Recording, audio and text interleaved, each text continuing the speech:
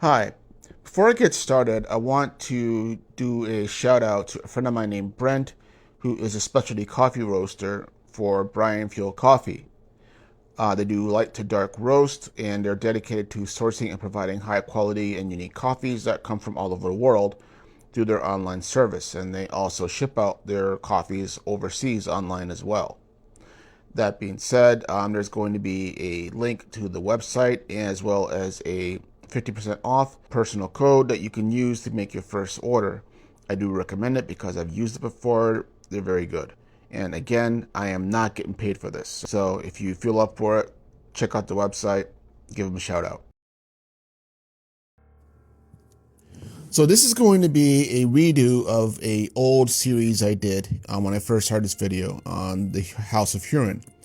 Only I am now expanding it to the house of his brother Hurin as well.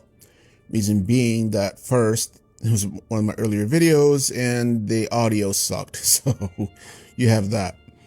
Also two, some of my views have kind of evolved and changed a bit since then. And I think that that's reflected in his brother's house, Hurin. So I decided to include them in it as well. And I also want to try and make them shorter. So having said that, let's start with Hurin and just why basically he's considered more or less the John Wick of the first age. And if you stick through to the end of this video, you'll understand why that is not an understatement or a clickbait. I think of Hurin almost like I think of the dwarves, short in stature but mighty in mind, body, and spirit. Hurin, along with his younger brother Hurin, were of the House of Hador in Dor-Lomin, and he came of age during the most violent years of the Middleearth Wars. His own grandfather, Hador, hence the name, had been killed defending the rear guard of High King Fingolfin, and he received the full baptism of war during the Dagor-Bragollach War. He had a reputation for being hot-tempered and extremely stubborn, but I think it's almost implied that this also made him naturally charismatic and a great leader. He wasn't a bad guy, just a bad-tempered guy apparently. Hurin basically was a warrior's warrior. If the legendarium is anything to go by, he was the preeminent warrior of humanity throughout all of the three ages. That's first, second, and third. But there was also more to Hurin than just war and being a warrior, even though that's a major part.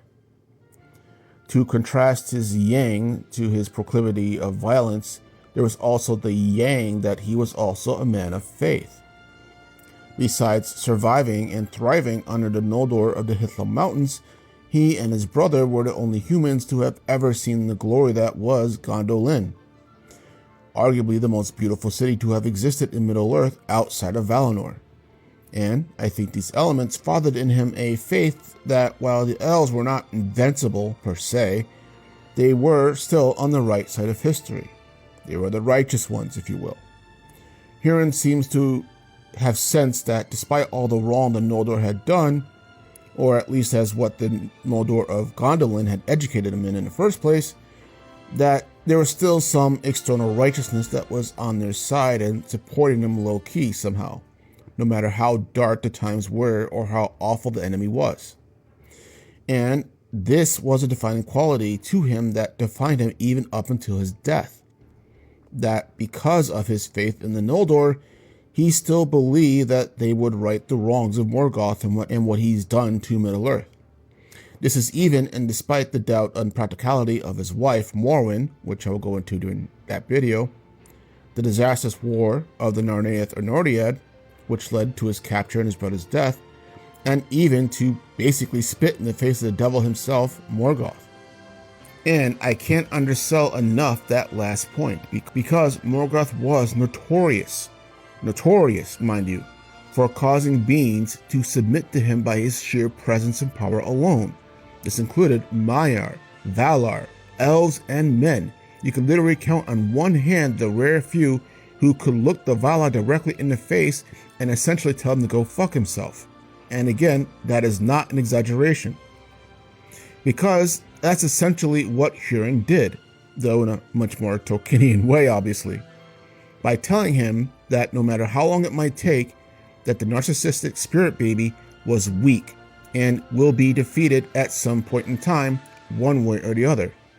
And if Morgoth can't handle anything, it's being to have truth bonds laid on him that he low-key knows, but is just in a constant denial about.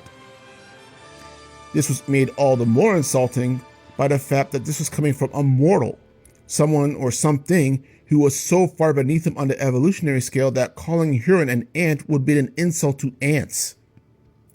This is also what makes Hurin, though, the embodiment of the hope of all the Edain prior to the Battle of Unnumbered Tears, embodying and symbolizing who the Edain were before that particular war. Yet, this was the prideful, faithful, and violent nature of Hurin of the House of Hador, because wherever his arrogance or strength came from, it also prompted him to defy high kings and gods to their faces and not fear death. Equally, this also made him not the best family man also.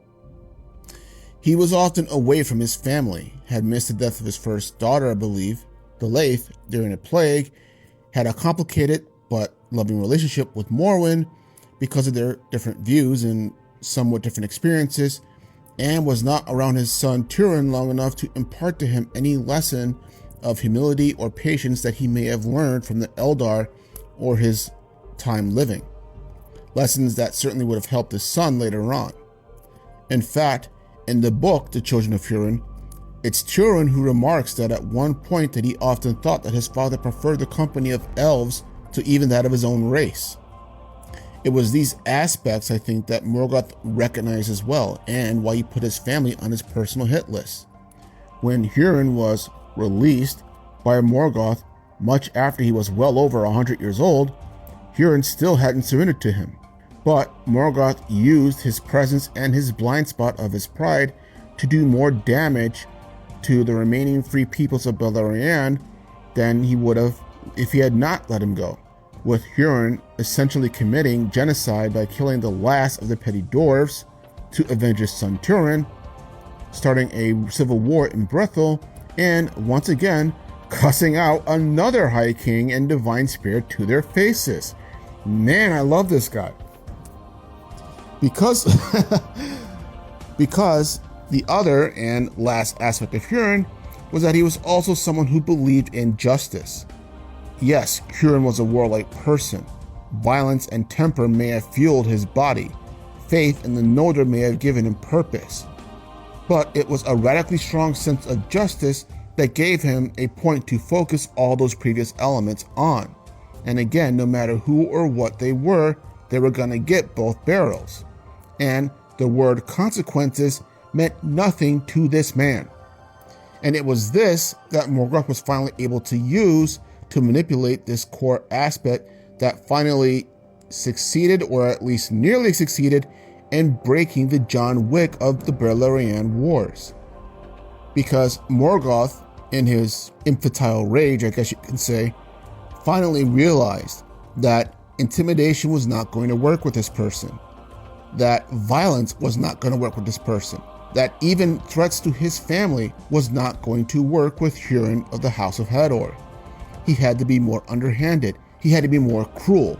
He had to be more malicious in intent than he had ever had been. And again, arguably, whether you think that actually broke him or not, since he does, it's said at least anyway, unalive himself by jumping off a cliff, it's up to you to decide whether he was finally broken or not.